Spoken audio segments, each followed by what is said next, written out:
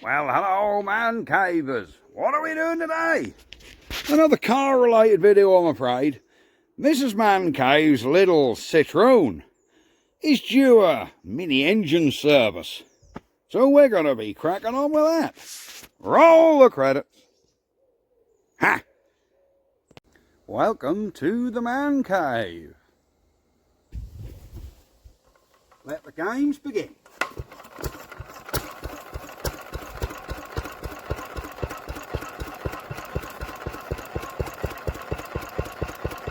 So, mini service on the Citroen. Mrs. Mancave's had this car, I think she has 7 or 8 years it done. I think she had 44,000 miles when she got it. It's now done 127,000 miles. And yes, she's well overdue an oil change because she said it hasn't been done for a number of years. That didn't fall right with me, and I thought we need to get this little problem rectified. So, let's just show you our little engine we got in here. If I can work this bonnet one-handed. Where's the catch for it? Here we go. It has a little tiny 1 litre 3-cylinder. So, let me get this thing jacked up with the jack one side. And then we can actually get started with what we're doing. Get you in the tripod. There we go. There we go. Let's get her jacked up. Get this bonnet up. There's the little catch. There we go. What are we doing to it? Oil filter. We have oil filter. We have fuel, We have oil filter, air filter and spark plugs. So, yes, we shall see how we get on with it, won't we? Right, what am I going to do? Get it jacked up, drop some oil.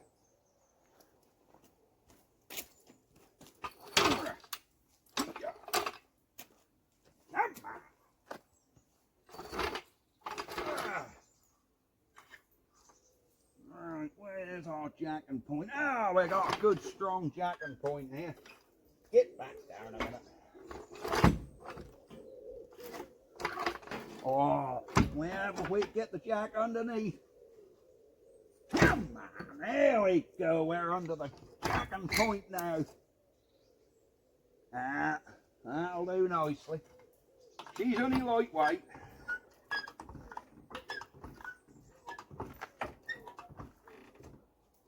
Are we giving way? Is the floor stoving in on us? No.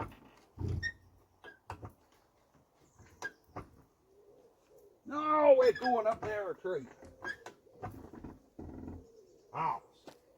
Right. Safety first. When I get out bramble. There we go. There you go. Just in case the jack decide to come down. Right, I need to see what size spanner I need underneath here. Where's our sump bunk? Yeah, little Citroen. There she is. A little nipper sump bunk. Look at that little pea shooter exhaust. There's no bloody silencer in it, look. We come straight from the O2 sensor. So our cat is obviously... there's our cat up there. So that just goes straight through to a back box. How unusual. No middle silencer in this. And look at the diameter of it. My Briggs & Stratton has got a wider exhaust than this bugger. I'll tell you, she needs a Jan speed on it with some headers and a back box so she can breathe a bit easier. We'll take her from 70 horsepower, whatever it is. She want a little tweaking. She'd be a right little beast if she had about 120 horsepower. That'd be a right cool little motor. Anyhow, let me get a spanner and we'll be back. Alright, there we go. We have our tools here. drain pan there. So let's get the sump bung undone. I think that's a 14 mil, I believe. There we go. Is it going to come undone, or is it going to need persuading with a knock-ometer?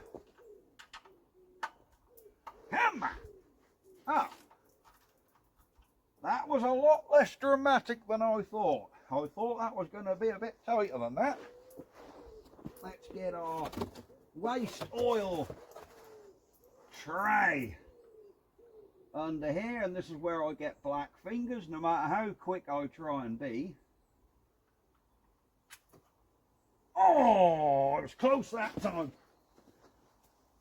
but I still got slightly black fingers. Whenever I try and avoid the black finger moment, I get black fingers. Where's my rag? You know, I've started this job and I haven't got a rag. A rag we have. Now where have Citroen in their wisdom decided to put the oil filter? Now I don't know whether we're looking for a spin-on or a cartridge filter. Let's have a look at the new one. Well, there's our oil filter. Feels like, by the weight of it, that it's a spin-on. It is a spin-on. There we go. Where have Citroen put it? Come on. Where are you? Come on, Mr. Oil Filter. The hell, I reckon we got to get to him from underneath. Or is that it? No, that looked like an air hose. Right, where is the oil filter? Yeah. There it is, nice and easy. There. I need an oil filter remover. And there ain't a lot of oil come out. That soon drained him out. And don't worry, the car is tipped over, but the drain bung is that side and in that corner. So that's perfect, it's getting it all out. Here we have our oil filter remover. Let's shin under and just crack this oil filter off. We can get a sump bung back in now, because I just had to pause the video for 10 minutes while I went to the loo. So we can get this sump bung back in.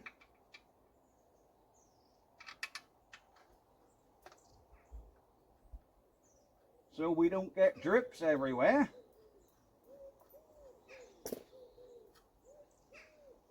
Oh, where's my cloth?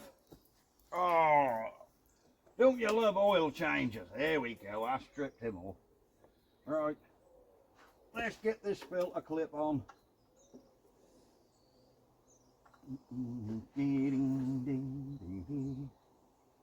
Right, that's our oil filter remover screwed on. Cool. She is tight.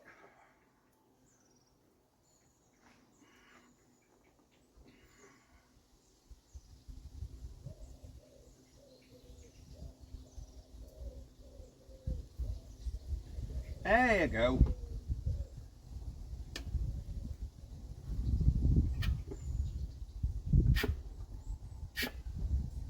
There we go.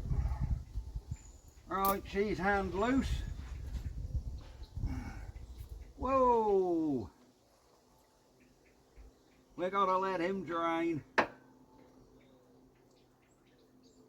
There we go.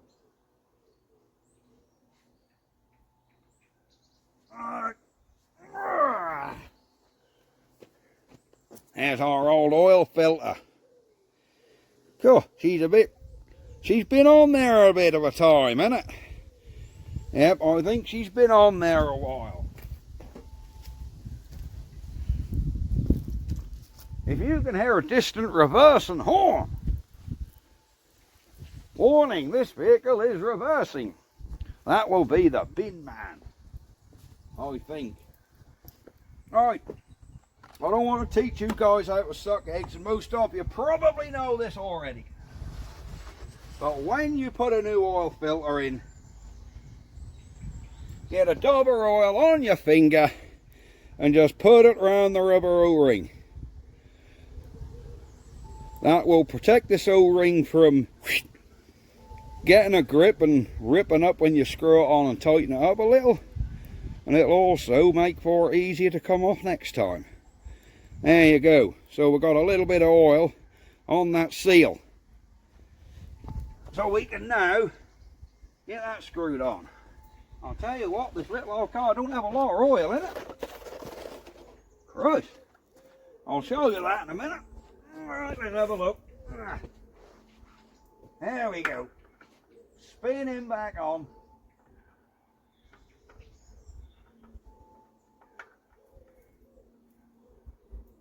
Now you don't want to do oil filters up too tight, guys. I'm telling you, you don't, because that'll make it harder when you want to change it next. Right, we ain't done it too tight, so I think we're all right. That's better. Right, there we go. Put it on there. Just nip it slightly. You don't want to do 10 ooga-doogas. Right, I think we can take the protection out.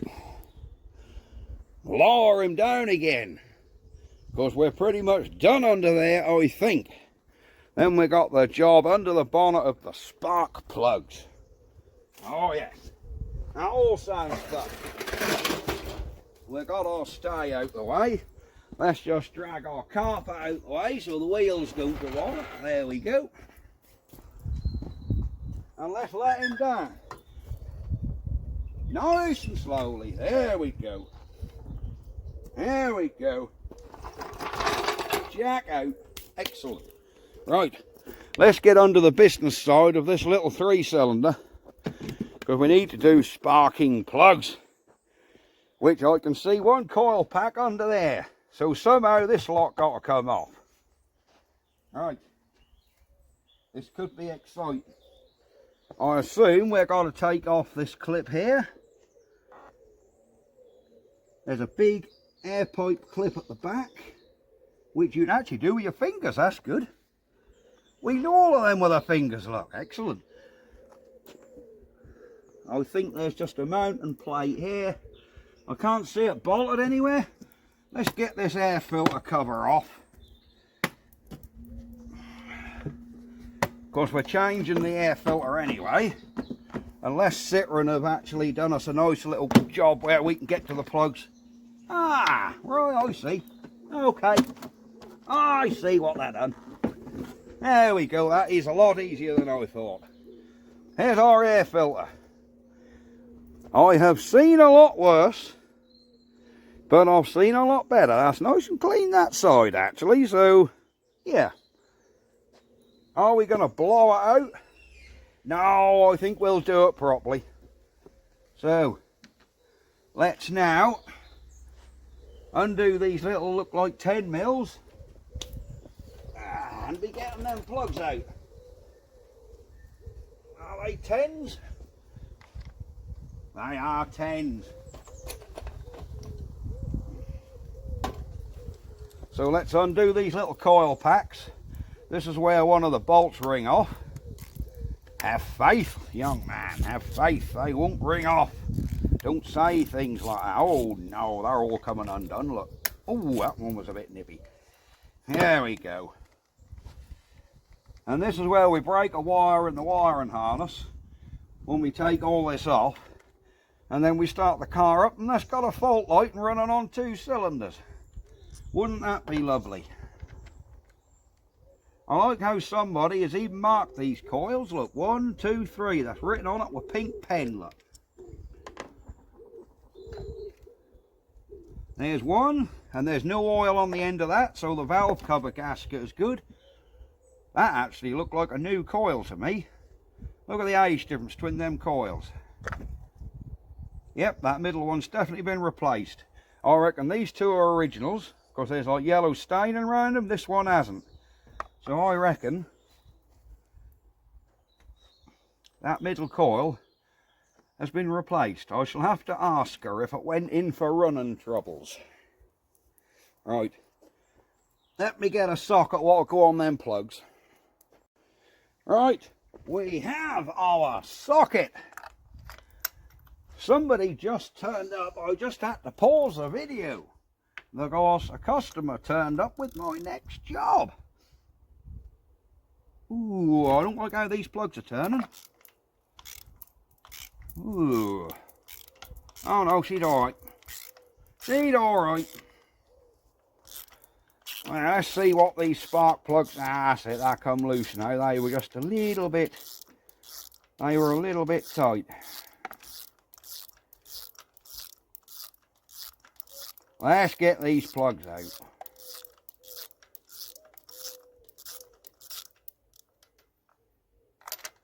I got a long old thread on them.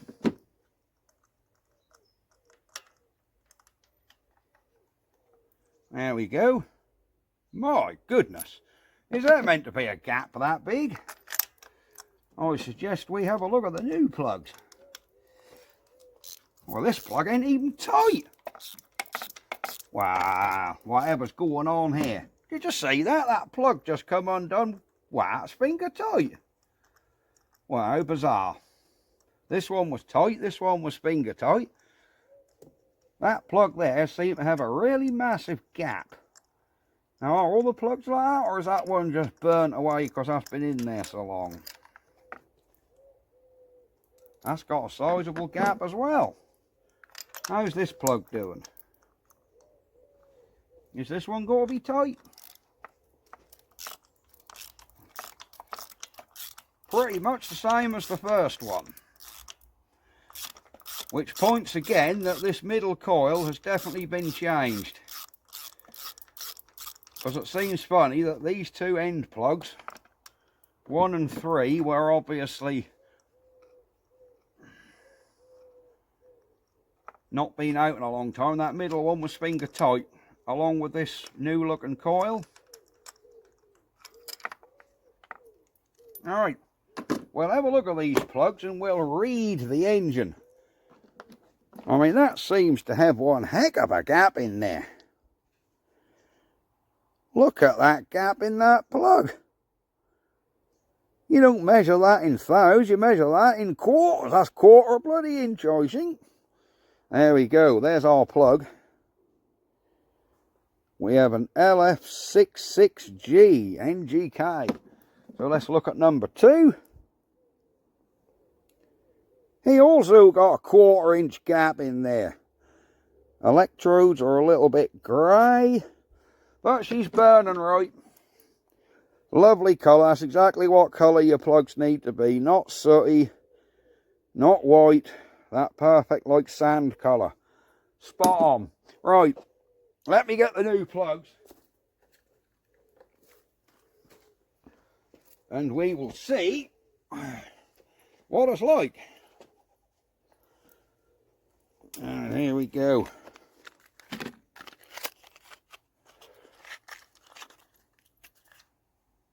Well, there we go. That's what the gap is meant to look like. I know you're going to say you should get your feeler gauges and gap them plugs. Well, years ago that was a bit more essential. These days, when the plugs have the little cardboard on, the plugs are actually gapped by the manufacturer to where they should ideally be. You know, the right gap for the plug. So it's not really essential unless a plug's been dropped and you can visibly see it's odd to the others. You never really need to gap them anymore. They're normally very much plug and play. There we go. So let's just check all our gaps in the new plugs are equal. They are. So we can get these back in. And then we can start the old girl up and see how she gets on. I know, you're saying you ain't put no oil in it yet. Don't start it up yet. Well, I know I'm not going to. I was just seeing if you was paying attention. Or whether you were screaming at the computer, you ain't filled it up with oil yet. There we go.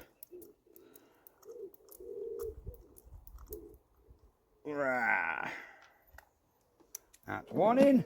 I have got the little rubber grommet will actually hold the plug on the socket, look. so you don't have to drop your plug way down into that hole and risk closing the electrode up. Yeah. Isn't that amazing? Look, this engine is about the size of my old 1925 Cooler. You know, the old Cooler Twin? Well, this, honestly, that's about 10 inches long, this engine. I mean, excluding this cover where the cam belt is, the head and block is about 10 inches long. Unbelievable. How you have an engine that small. And my goodness, parts for this were quite reasonable to service it. For 3 spark plugs, the oil filter and the air filter was £22. Well, you can't grumble at that.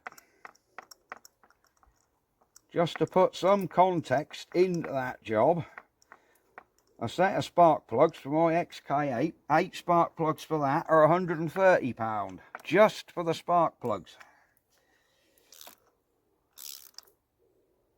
Right, torqued. Click, click, torqued.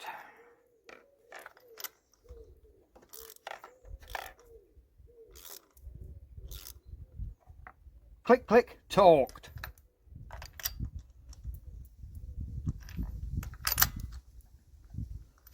There we go. So they're all torqued. So let's get these coil packs back in. There's one. There's two. There's three. Right, let's get the cover on. No, we ain't got the bolts in, look. Hope you're paying attention.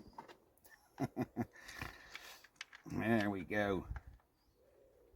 Well, I must admit, I'm not normally into French motors, but this is actually quite a delightful little thing to work on. So just to do this basic service is actually very, very simple. So, very user-friendly little motor, considering I've never worked on one of these in my life.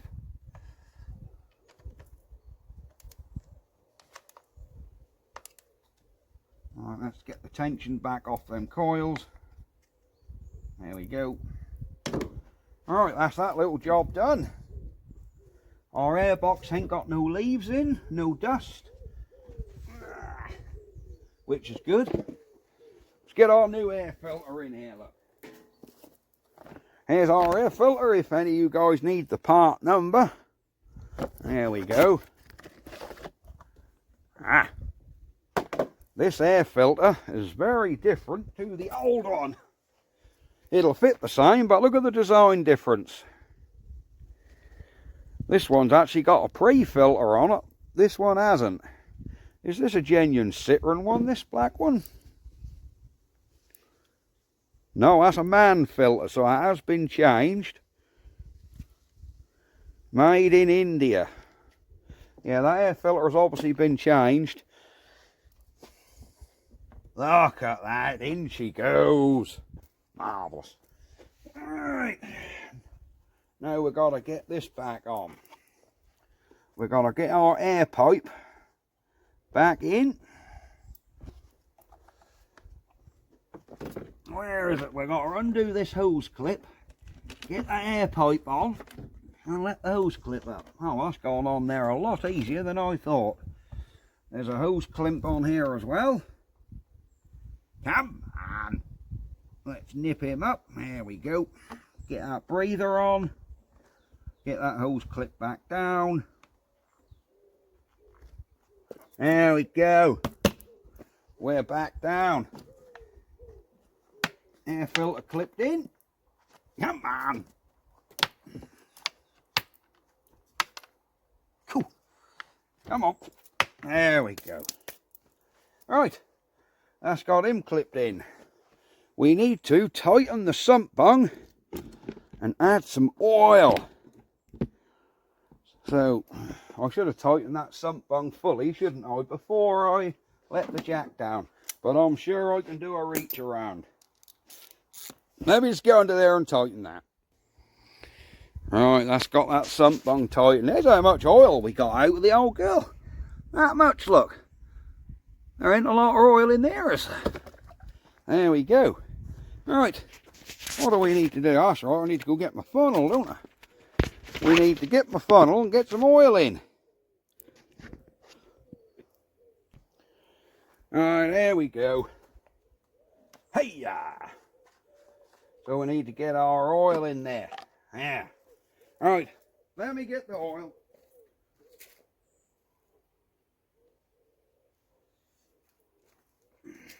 Right, we are going to use Comma X-Tech 530. There you go. Let me tell you something about fully synthetic oil. Years ago, when that first came out, my dad had a Maestro van with a diesel Perkins in it. And some bright spark said, whoa, you ought to put synthetic oil in that. The pucker nearly seized up within 20 miles. She was rattling and clattering. She was not friendly with synthetic oil, I'll tell you that. Come on.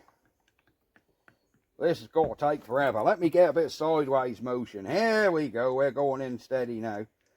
Now, I don't know how much this motor need. I'm guessing not an awful lot. Looking at what came out. I don't think that's going to be like my Jag, where she takes 7 litres.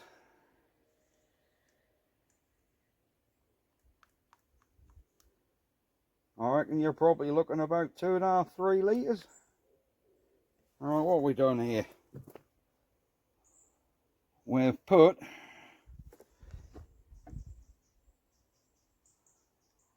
how much oil's in this tin? Oh, it's a 5 litre tin, right. So that had 5 litres in there. That's now got 3, 2 3/4. So that's had 2 1/4 litres. We'll give that a second to go down. But it don't seem like this little old 3-banger has got an awful lot of capacity. So we'll let him settle a second.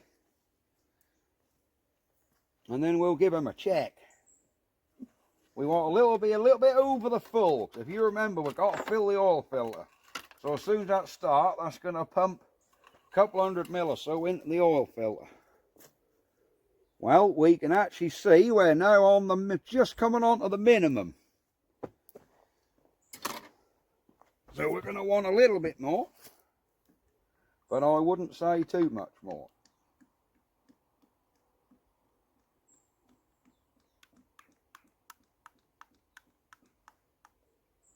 There you go. Let's let that go down a second. Bearing in mind the engine is still, oh, bugger me, yeah, she's still warm. So that oil, plus that's 27 degrees out here today. So that oil is nice and thin. As soon as it hit the hot metal, that's going to go as thin as water and run straight down the bottom. So it won't take long to settle. It'd take a lot longer if the engine was cold and it was winter time. But she'll settle for our purposes quite quickly in this heat. There we go. Let's have a look at what we got on here now. It looks like we're up to here, and there's the full mark. Yeah, there's definitely enough in there so we can start her up anyhow. Because we need to start the old girl up. So that fill that oil filter up. And then leave it a few minutes before we check it. But really now this job is done. So spark plugs are done, air filters done, sump bungs back in, new oil filters on. Right, let's go for a start. Always best to check your oil light go out as well. Right, our oil light is on.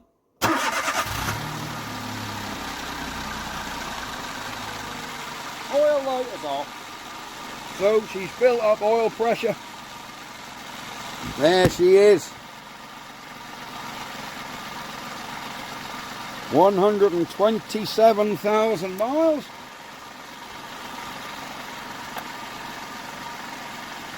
Still going strong.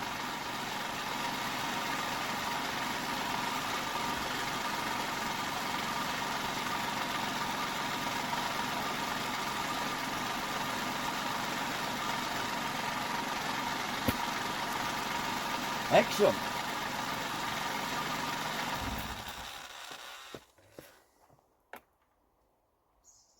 There we go. We need to now check underneath, make sure that ain't dumped a load of oil out anywhere. It hasn't. Look, that oil you see on the wishbone is just what's come off the oil filter. So she's not leaking oil. Everything's looking good. Right, that's it for this job. Do you want to see what the job is? What just came in while I was halfway through doing this? Here we have Vauxhall Astra Cabriolet. Look at that, this is a Bertone edition. We have leather upholstery, electric hoods, electric windows. But we have an extremely poorly painted bonnet. Now you can't really see, it's so hard to see on the camera, but that bonnet has been sprayed in the past very, very, very badly. I mean, look at the shine on the wing, and then look at the shine on the bonnet. There isn't one. This is... There, I've wiped all the dust away. It's a shame you can't see it, but there's so much rubbish in that. I mean, let's have a brush. Look at the wing. Look, you can actually see a nice crisp reflection in the wing. Now look at the bonnet. See if you can see a crisp reflection there. No, you can't. Because it's... See, look how sharp the reflection is in the wing. And how sharp the reflection is in that bonnet. It's very, very... orange peely and awful. And there's some lacquer peel on here where some stupid stick-on eyelids were peeled off, and that's pulled the lacquer off. So somebody who didn't really know what they were doing has sprayed this bonnet at some point. So the gentleman dropped that off just now with our paint. We have some thinners, we have some hardener, we have some 2K primer, and we have the colour. There we go. Excellent stuff. So, that's going to be our job. But we've got rain forecast soon for the next 3 days. And this heat. I do not want to be DA sanding that bonnet off in this heat. They're in no hurry for it, because that's them who had the black Honda. The one I did the wing on last week. That's the same people. That's their other car. So, they're using the Honda now. And I've just dropped that off, and I can have that as long as I want. So we'll work around the weather to get the bonnet on that sprayed. But I'm also going to blend into the wings, because being a pearl colour like that, you're going to have a job to match it. And if you just do the bonnet, it'll probably stick out to the wings. So we're going to blend into the wings as well. There we go. Right, we're going to call this a day. I've just got to check the oil on this in a few minutes. Put the bonnet down, and I'm ready to go pick Mrs. Mancave up from work. That's it. Do you want a quick look around the van while we're on this video? Why don't I show you what we've done to the van?